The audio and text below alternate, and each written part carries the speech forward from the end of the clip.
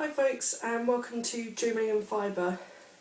It's April here, not that you would guess it, because I'm all bound up and trying to be nice and toasty. I've got a terrible cold, so apologies if I sound very sniffly or come across a bit vague today, not my intentions at all. But yes, it's April. We have a lot of rain here at the moment, so the light is probably a little bit dark. And I guess that's making up for such a fabulous March that we had, that little mini heat wave that we had. So, what is today's shows about? Today I want to talk to you about my trip to Wonderwool, Wales. Wonderwool, Wales is a large wool, fleece and fibre event and yarn event here in the UK, and it's held on an annual basis at the Royal Welsh Showground in Bulith Wells, which is in Powys in Wales. And that's about a 3-hour drive from here in Devon. I have been showing there for a few years now, pretty much I think it was the second show they ever did I started to show at. I was new to the whole showing wool, fleece and fibre things, and it was one of the first shows that I did on a sort of national scale, and I just wanted to share it with you because I think it's a really important show here in the UK, and it's one of my most favourite shows for many reasons. Not only because it's quite nice at this time of year to get out there and to go and grab yourself the latest fleeces, some wool and yarns, because you've still kind of got your knitting mojo on from Christmas, and you're probably running out of supplies, so it's kind of a nice time to have a national show. And there are lots of stall holders there with a myriad of different product and ideas for you to take and sort of go on your own fibre journey, if you like. So it's one of the shows that I really do enjoy, and I also think it's great from a customer's point of view to go there, because there is plenty of space between each of the stalls for you to be able to walk around, so you get a real ability to be able to see even the most popular stall holders, because there's not a queue running around the block and they're not overly crowded with people. So even if you maybe don't get on the first time, you can come back about half an hour later and you can squeeze yourself onto the stall. They're quite nice and roomy, and everyone's really nice and friendly, and the food's great. You could also have the option of camping on site. There are lots of B&Bs nearby because it's one of the national showgrounds. It's a very easy place to get to park at. It has all of the local amenities you like. So if you're going to travel to a show, it's one of the shows that I do recommend. So, without further ado, I'm going to introduce to you our trip down from Devon to Wales, or up I should say, up and across, and then a little bit of atmospheric walk around the show. Okay, so here we go. This is Wonderwool, Wales, April 2012.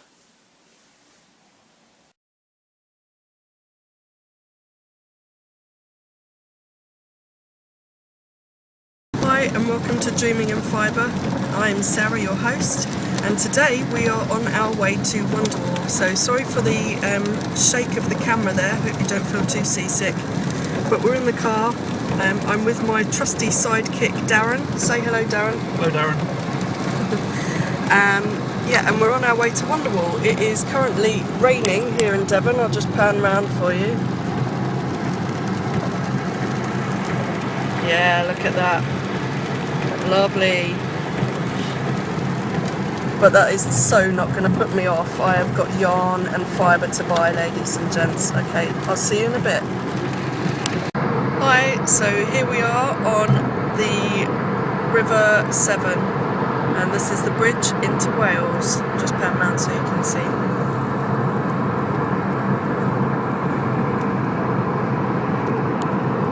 And soon we've got to pay the toll to get into Wales. But But we're on our way, it's not far now. It's stopped raining, it's still very grey. And here's the bridge, which is always a sign that we're close.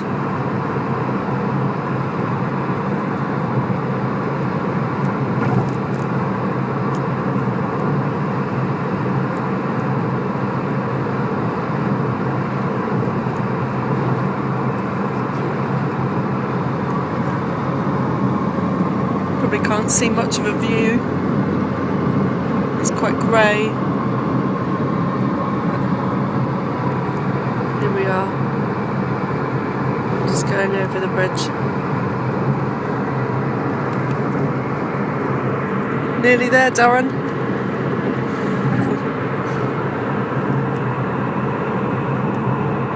Okay, see you in a bit.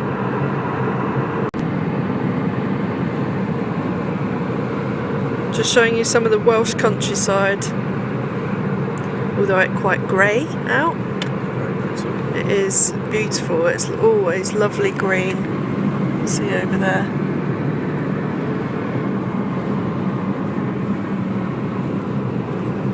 Not got far to go now.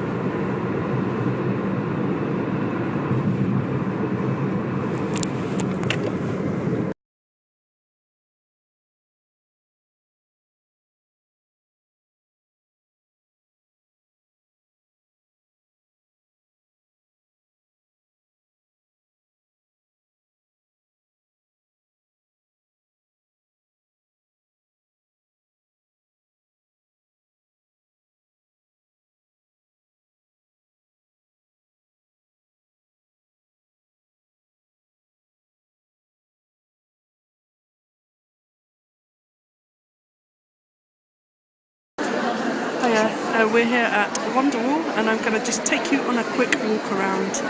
Okay, so here we go. It's looking quite empty now because we're at the end of the day, but it's been absolutely rammed all day. So I'll show you some of the stalls. I'm going to take pictures for the blog.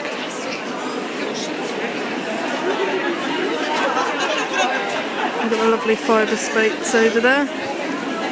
All their gorgeous colours. Look at those colours. And another stall down here, which I'll just take a quick video of, which is Felt Studio UK.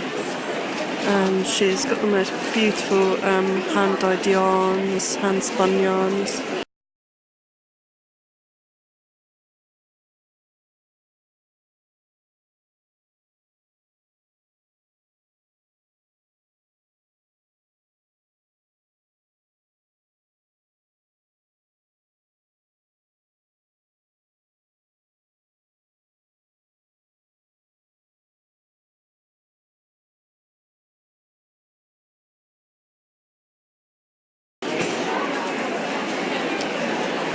Coming to the end of the day, as I say, so it's quite quiet.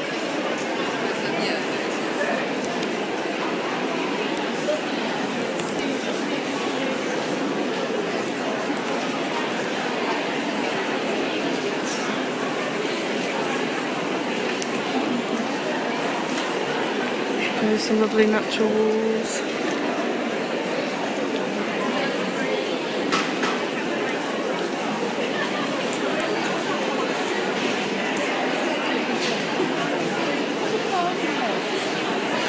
I can't tell you how much I bought.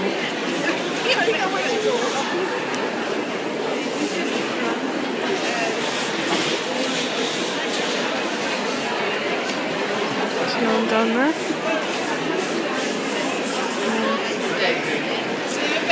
So this is one haul, it shows you how big it is.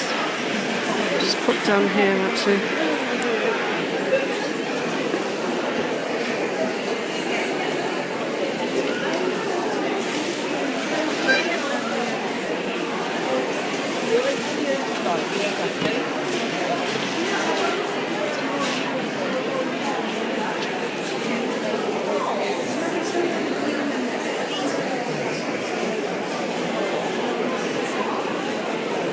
Go through to the next hall. In here you've got most of the sheep. Lots of sheep. Darren's on the run. As you can see, he's carrying many shopping bags. Yes, I have purchased. What have we got here? We've got some Shetland here. God bless them. It's been a long day. Oh. How lovely.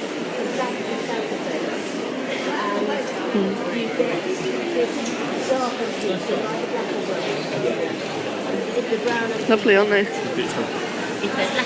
And then these are butterface, I think, aren't they?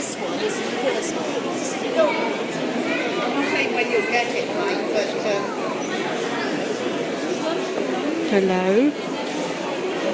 No, he's had enough. Hello. You look lovely, don't you? Don't you? Hello.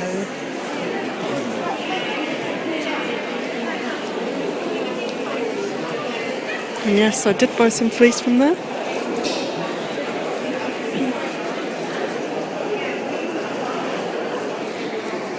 Got some bargain yarns here.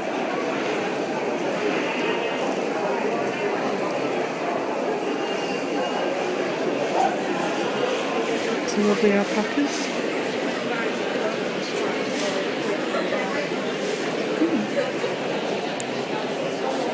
These are nice, aren't they? Nice colours. Would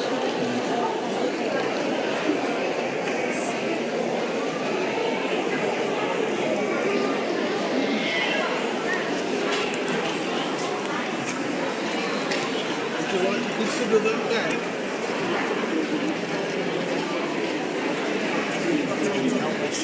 Yeah, it's nice to see lots of new people.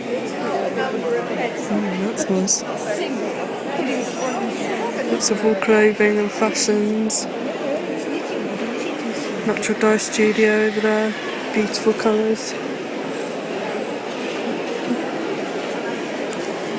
Sorry. I'm wandering. The girl is wandering.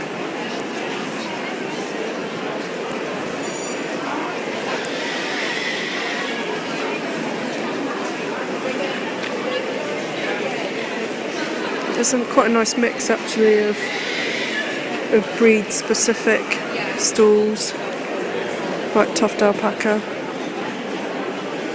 and then the non-specific wool companies, like this wool shop at the end here that's got, you know, a mix of the cheaper yarns. Oh yeah, let's have a look at the alpacas. We always love to see an alpaca.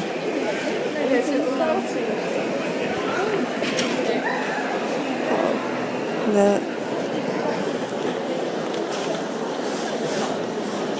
gorgeous, aren't they? Hello. Looks like he's got a bit wet. Yeah, I think a lot of them got soaked last night. Yeah. A lot of them are wet. Hello.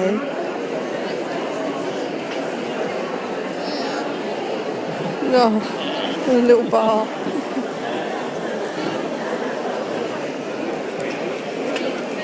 So we've got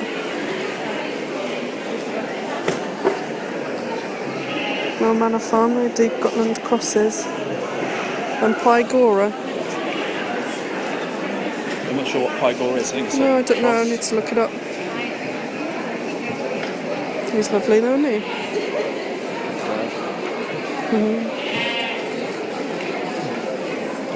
He's tired, he says. He's been on his feet all day. Sorry? He's been on his feet all day. Should we go back through there?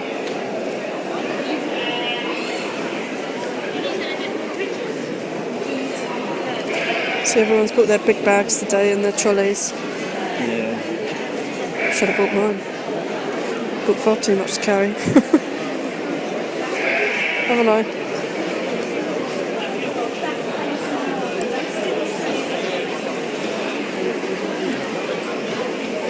Yeah, let's have a quick look at Oliver Twist. Their colours are always great. Woodland Tannery here, which is nice to see. Handmade. Oh, beautiful handmade product.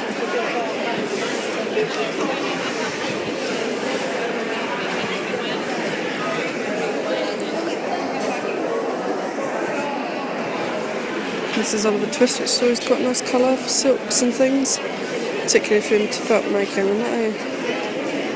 Sorry? Particularly if you're into felt making and things, Yeah, this is yeah. lovely.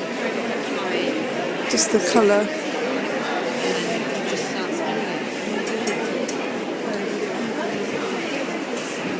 Lovely. Those are nice. Look at those.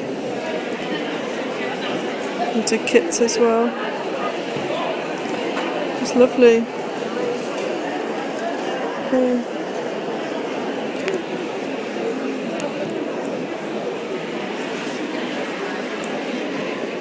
And that's it. So I hope you've enjoyed your trip around Wonderwool.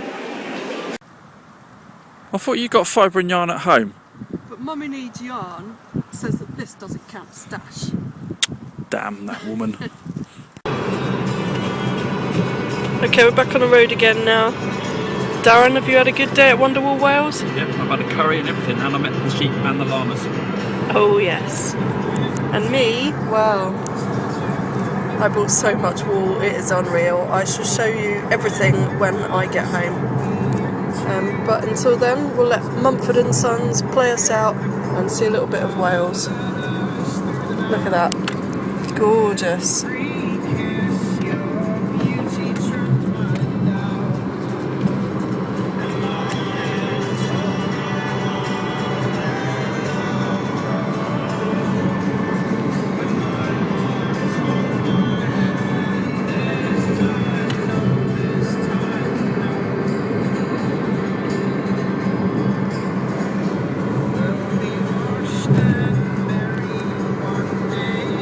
Okay, see you all back at HQ.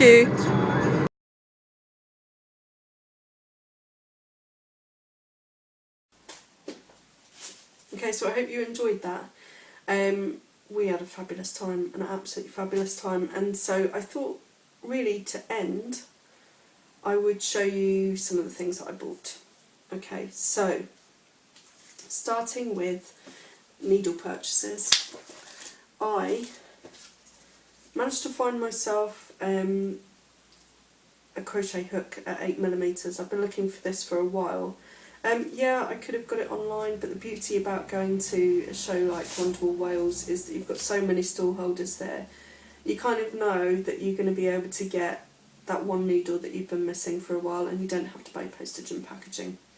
So that was good to find. I chose an aluminium crochet needle, and this was about £1.50, £1.75, something like that. And the reason why I chose aluminium, I think it's probably still because I'm a beginner crocheter. So I'm probably quite tight with my crochet, so my knit's quite tight, so I didn't really... Bamboo kind of feels almost a little bit too bendy to me at the moment, but I guess as I progress that will change. So yeah, that purchase one. And then I found a stall called Pearlessence. That's www.pearlessence.co.uk, and they sell they sell a range of commercially made items. They have the Namaste bags, which they import into the country. They do have some other project bags. I'm not sure whether they're handmade by the people who own Pearlessence or work for Pearlessence. And they do have some yarns as well, although limited on the stand. They do have a lovely range of Brittany needles, which are, I think they're mostly rosewood based, rosewood or birch, and they're lovely needles. They are lovely needles, but I didn't need any straights today. What I was looking for in particular was some new circular needles, and I was looking for the Addy lace or Addy clicks, because I've heard so many people talk about them and recommend them, as well as the signature needles and even the Knit Pros as well. But I wanted to see if I could get hold of some of them, just to have a play and see whether there was something that I would like and something that would work for me. And again, buying online sometimes, because you can't see, and particularly with circular needles, because you can't feel how smooth the join from the needle to the cable is, which is something that I particularly look for in a good circular needle. I've strayed away from trying to buy them online, and just in case I got something that I wasn't maybe 100% happy with, and instead wanted to buy them from either a local yarn store or an event like this. And Pearlescence have Chigu needles. Now, these are needles that are made from stainless steel. They are They have flexible, multi-stranded, nylon-coated, memory-free steel cables. And these I have been recommended by Erin from Mummy Needs Yarn, and also Steve from Dramatic Knits. I'm not sure whether Lala from the Knit Girls mentioned that she had some Chigu needles, but I wanted to just see what these were like when I found them on the store, because these were given as the sort of budget alternative to, say, like your Signatures or your Addy Clicks. And so I was quite pleasantly surprised to find these, because I haven't found these in the UK before. And these were something that the gentleman from Pearlescence said were quite new to them and was selling really quite well. So I got those in a couple of sizes. I got the 3.75mm and the 3.5mm versions, 80cm cable lengths. And if you want the imperial measurements, that's 32-inch cables, size 4 and size 5. And I was quite impressed with these when I saw them on the stand. They've got quite nice tips. They're not overly pointy, but they look like they're going to be quite nice to knit with. I'm not a very tight lace knitter, and I don't really knit a lot with the very fine yarns. If I'm going to knit a lacy project, I prefer to knit sock yarn and heavier. So these were fine for me, and also it feels like the that sort of transition between cable and needle is quite smooth. So I'll let you know how those go when I get round to using those for the first project. And as I say, you can get those from pearlescence.co.uk. What else did I get? I then purchased some yarn. I decided I don't have enough yarn at home, I'll go and buy some more, as you do. I was immediately taken with this when I saw it. This is 100% kid mohair, and I mean, as you can see, the halo on it is just amazing. It's probably not something I would wear direct to the skin, because that might irritate me and set off my allergies. However, I do wear mohair and angora in other jumpers that I don't wear direct next to the skin, and I don't have a problem with those, so I'm hoping this will be the same. I've got 400 grams, because they're 200 gram hanks. I got those for about £11 each because they were on sale. They were end of line from this particular stall holder, which was Hammond and Co. And they sell undyed yarns, mostly in varying weights. And I just thought this was quite interesting, really, really soft. And as I say, I'm hoping to hand dye this in my own colours, and just have a play with it, really. I'm not sure entirely what I want it to be at the moment. But yeah, you will see it on the podcast. So that got those.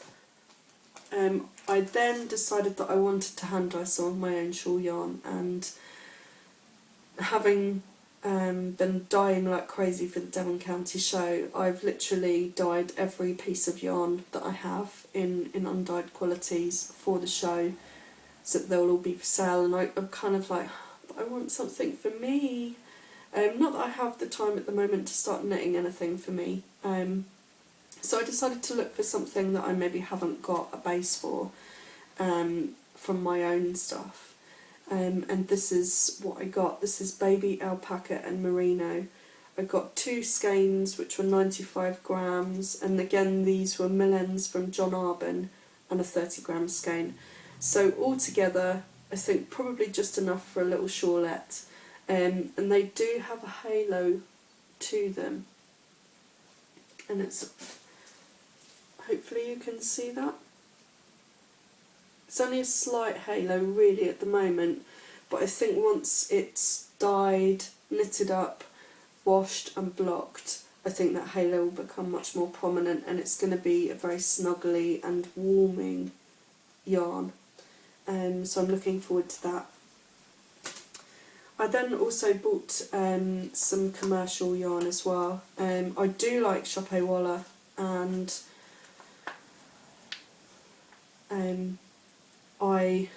what yarns do I have in the shop? I have the Zauberball and the Reggae Ombre, and because I'm only a small shop and I don't sell hundreds of balls each month, I can never really sort of find the opportunity, if you like, or the budget, if you like, to invest in lots of new yarns that they do, although I know I do like their spinning and I like their dyeing. So sometimes I will buy some of the yarn from other stallholders, from other retailers, or from local yarn stores, just to try it out before I go and invest in a whole bag or a whole couple of bags in different colourways for the shop.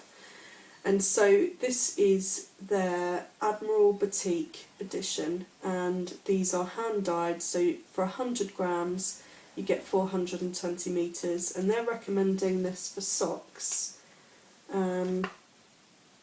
because it's 75% virgin wool and 25% nylon. I'm not sure if you can see the colours here, but I was just really drawn to these. Again, it's not something I would pick up and choose necessarily to either dye or to knit for myself normally.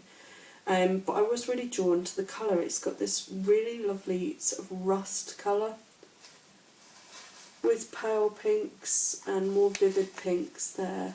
Then there is the sort of blending of those colours into these like sort of purpley grey tones and these olive greens, and it just really looked like it would make the most wonderful shawl. So I got 2 skeins of that, so I'm hoping that will make quite a nice shawl, a nice lacy shawl, and particularly after I knitted Lala's simple shawl, and I then decided to knit my own eyelet shawl, which was the Ivy Leaf shawl you can see on my Ravelry project page. I've decided that I would like to try something a little bit more adventurous in lace, so yeah, these will be coming in a project to you soon. The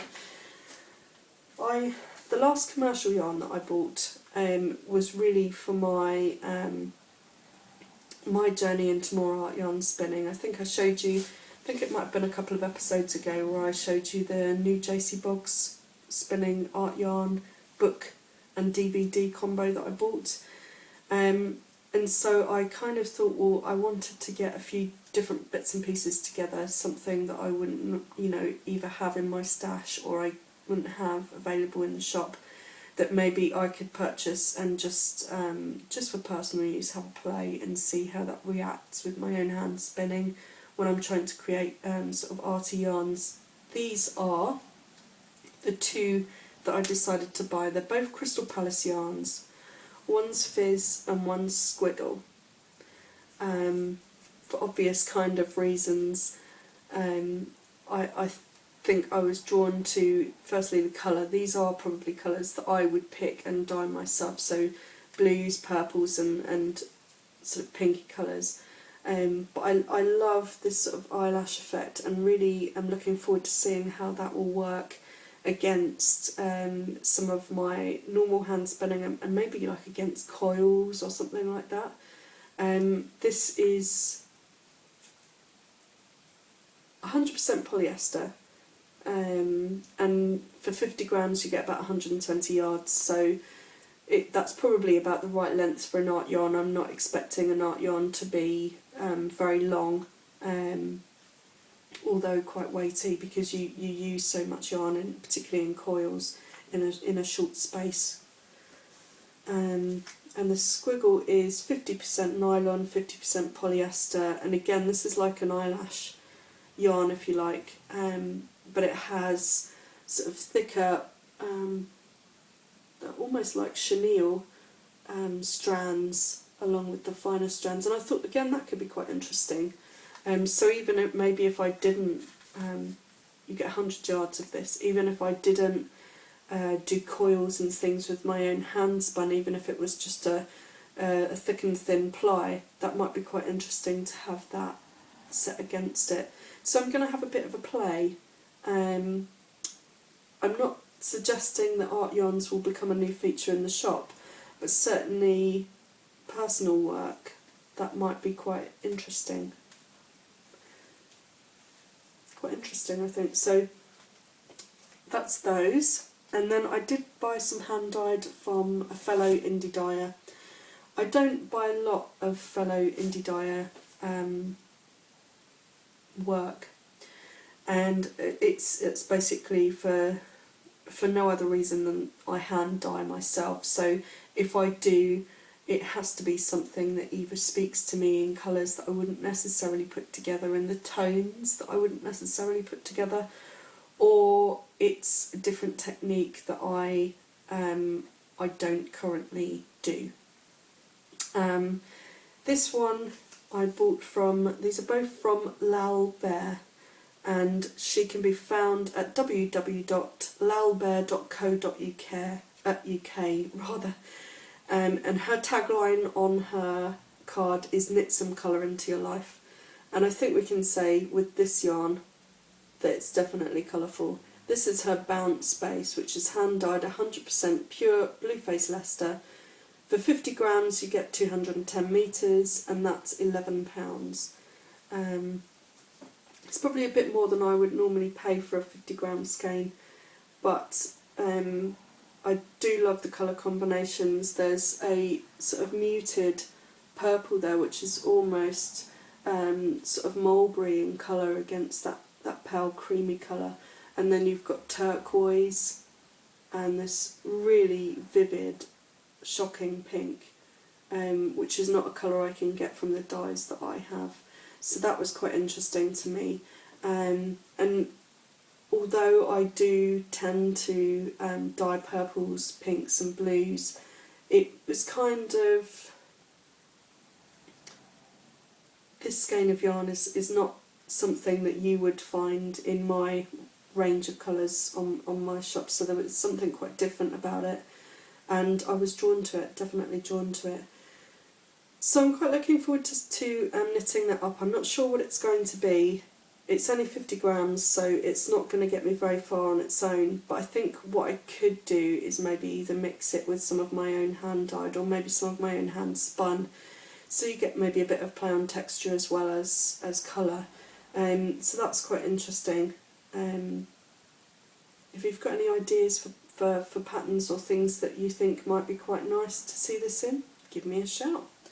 You know where I am. You can either find me on Ravelry as Sarah's Texture Craft, or you can email me through the website sarastexturecrafts.com, or drop a message on the show notes at dreamingandfibre.blogspot.co.uk. No, .blogspot.com. Sorry, head cold. I'll put a little link along the bottom of the screen there for you, so you can find me.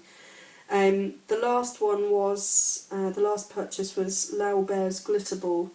This is her Razzle Dazzle base, and it's pretty much the same base that I have in DK Weight, which I call Sparkle. Hers is 75% merino, 20% nylon, 5% silver stellina. This is 400 metres. This doesn't have a colour name.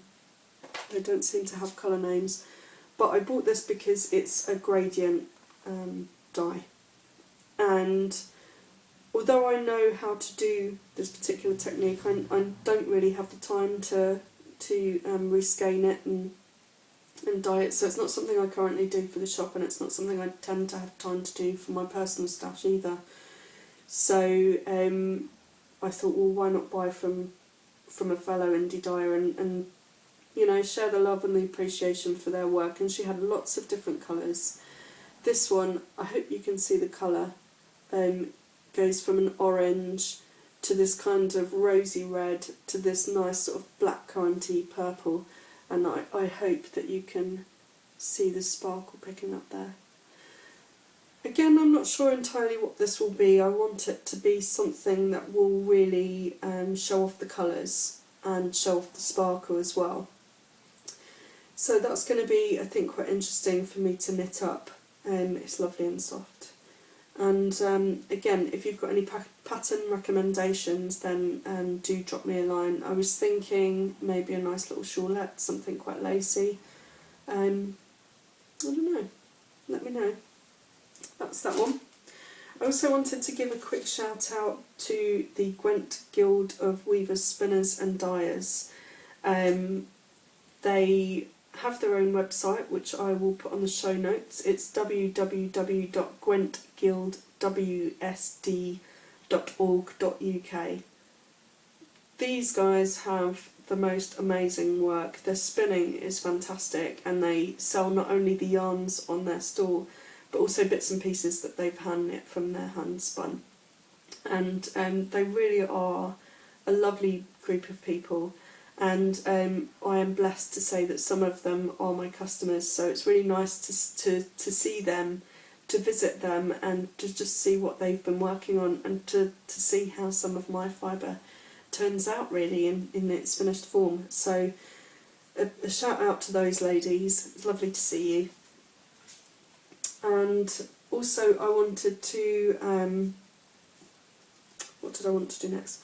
I'm going to show you my fleece next, and then I will give a couple of shout outs. So I can't go to a fleece and fibre show without thinking of you guys and picking up some fleeces. So I'm going to have to bend down out of shot a couple of times here while I pick up these fleeces, so apologies for that, but bear with me. Okay, first one, Manx. This is Manx Lockton, and this is from the breeders group that were there. They're there every year, and it's always nice to see their fibre, and I do tend to buy some stuff from them, which I normally tend to process and put into bats and things like that. Last year I did put my first fleeces from them actually selling raw and washed versions on the website, and they did quite well. I think there's just a little bit left of washed, but this will be the new fleece, and I'm thinking of putting some of this particular fleece into the Fleece Club. So let's just show you a bit of close-up of that. It is very low lanolin to touch, so it's going to be very easy to process and spin. It's a bit more denser than, say, Shetland. A bit more dense, I should probably say. That's probably correct English, isn't it? But it has this lovely coloration, this lovely tipping you get from the sun bleach, which I just adore on this. It goes from this real rich tan, which is the base, to this really beautiful golden cream. And to me it almost looks like it wants to be spun into lace, but I think it would also make a great textural art yarn as well. So I'm tempted to do a few things with this. I'm going to probably put a little bit on raw, so that if you want to purchase that you can. I'm thinking of keeping some back for the Fleece Club, as I say. Then if there's any left, I will wash and process that and probably card it into bats to do some limited edition art bats, because I need to get some more of those in the shop, and I really want to sort of preserve the colour and the curls if I can in those, so that you get a real textural effect in your spinning. So that is lovely. I mean, if I had taken more money with me and I'd been probably earlier, I probably would have bought a few more of these, but I can get some more as well from local sources. So that's purchase one. The next one is Shetland, which is in this lovely sort of fawn colour. Now, if you know anything about the variations of colour in Shetland, you'll know that there are many different colours of Shetland. It's not just white, moirette, black, which is what you tend to have when you're buying it in top form, because the mills will tend to process it in bulk, one colour. But you can get these very subtle variations on the fleeces, and this is a very lovely fawn colour, and I apologise, the lighting is probably going to really make it look very yellow, but it goes from what would almost be called a sort of moret shade to this lovely sort of browny creamy colour, and you can see the very tiny curls on the end there, just lovely, and then these longer elements of curl.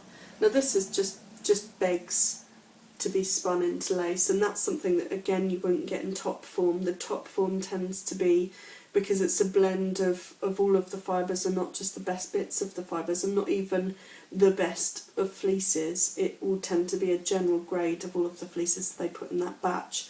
So if you want to buy Shetland fleece, you should always buy individual fleeces, because then you can pick the quality level, and I find there is a tremendous difference. The fleeces that I buy to put in the shop and to process for myself have a much softer and much finer hand feel than I can get in top form, and this is just a lovely example. It's quite expensive in terms of individual fleece prices. I try to keep that down as much as possible when it gets into the shop in its various forms, but you understand why when you see and feel the quality and the colorations, because as I say again, you just can't get that in top form. This colourway they call fawn, I'm going to say this wrong, cap maget or cap magette, and as I say, it's like a browny creamy colour. It's just stunning really. So that's that one, and the final fleece, and I will just bend down again, so apologies. I got a moret fleece. This is a Shetland ewe. And the thing I love about moret is this kind of almost bluey brown colour, and then the tipping on the end. When you buy moret in top form, you just get this sort of bluey browny colour, which tends to have a slightly warm hue, because the tips have been so processed in that you don't get the sense of this golden creamy colour on top. So again, I'll show you that up close. I hope you can see that. Shetland fleece tends to do this when it comes off, because it's a shorter staple, it tends to come off in pieces as opposed to sort of a whole saddle, if you like. But it holds itself quite well. It loves to be spun into lace, and it's an easy spin as well, I think, for a lace weight. So again, you will see this in the shop. I think I still have some left from another fleece in the shop, and it's stunning.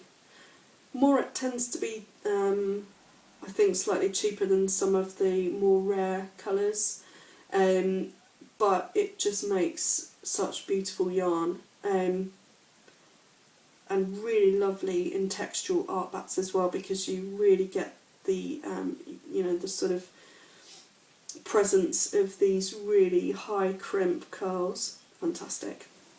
So that's it for fleeces.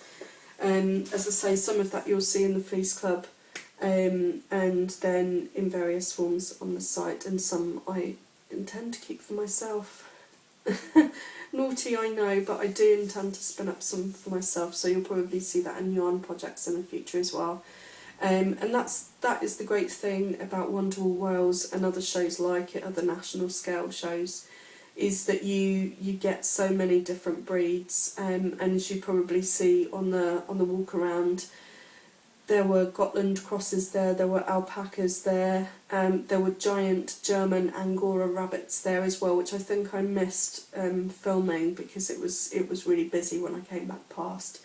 But it's a really nice opportunity, if you prefer to spin from the fleece, to be able to get the finest fleeces at that moment direct from the farms themselves.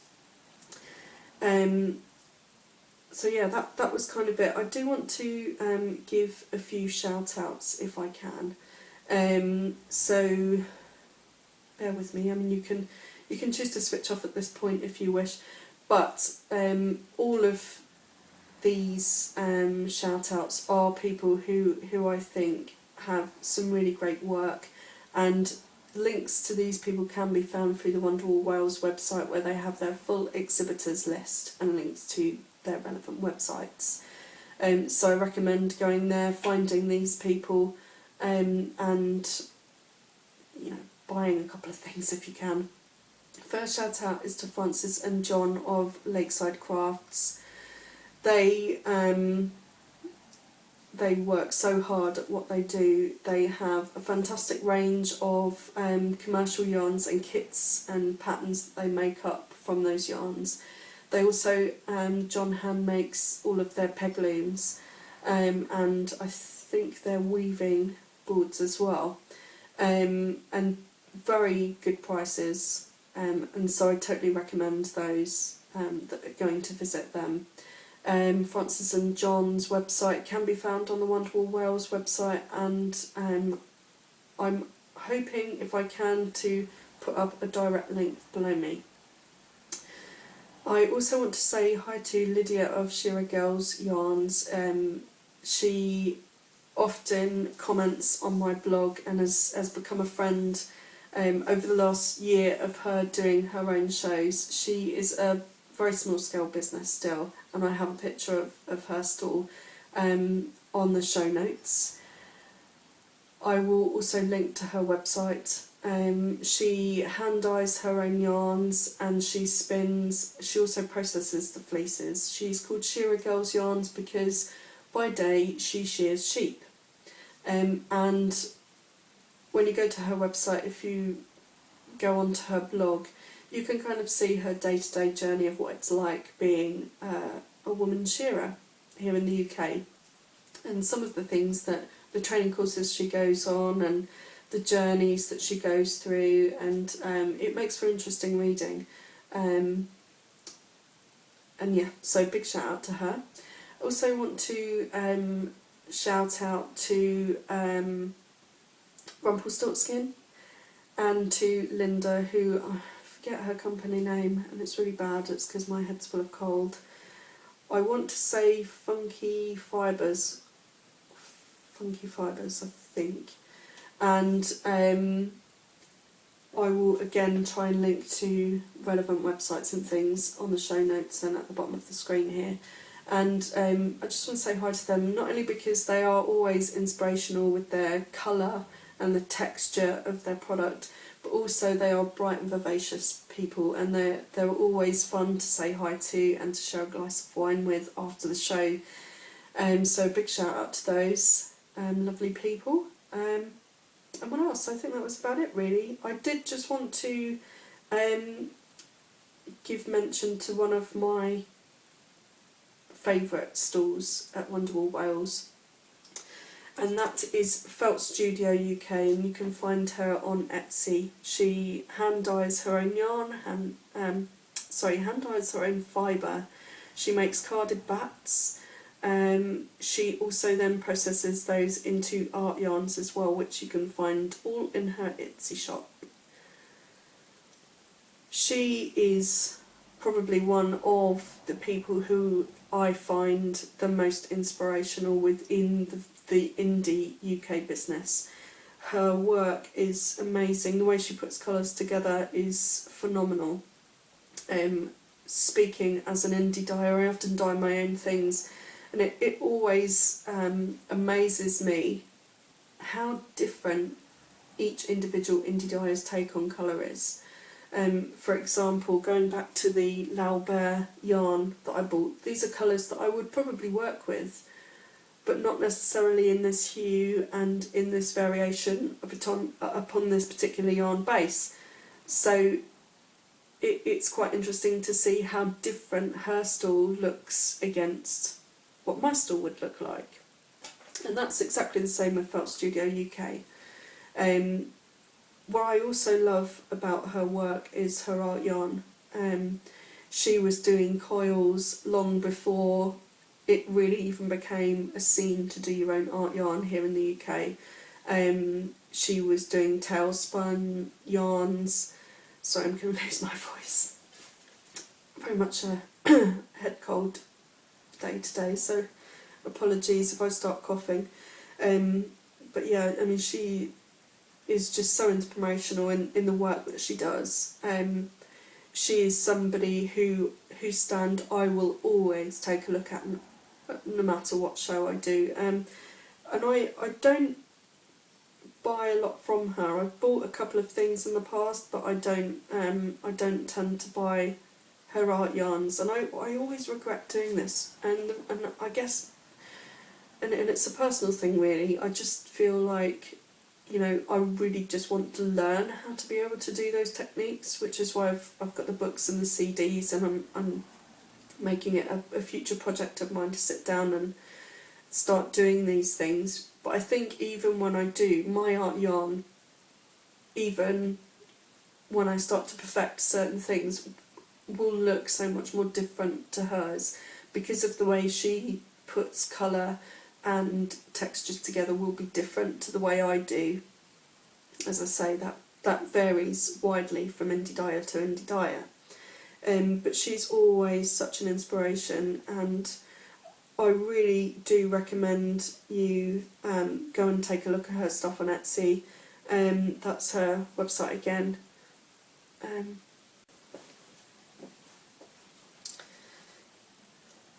Sorry, I got cut off there. I guess there's not really much else to say, other than I had a fabulous time, and I really do recommend that next year, and hopefully I'll be showing there, that you come and find us at Wonderwool Wales. Until then, I shall take my purchases and go and hibernate in a corner, I think, whilst doing the admin for the Devon County show, and get myself over this head cold. So I guess, really, I should leave you guys to it. I hope you have a wonderful week, and keep on dreaming in fibre. Until next time, take care. Cheers.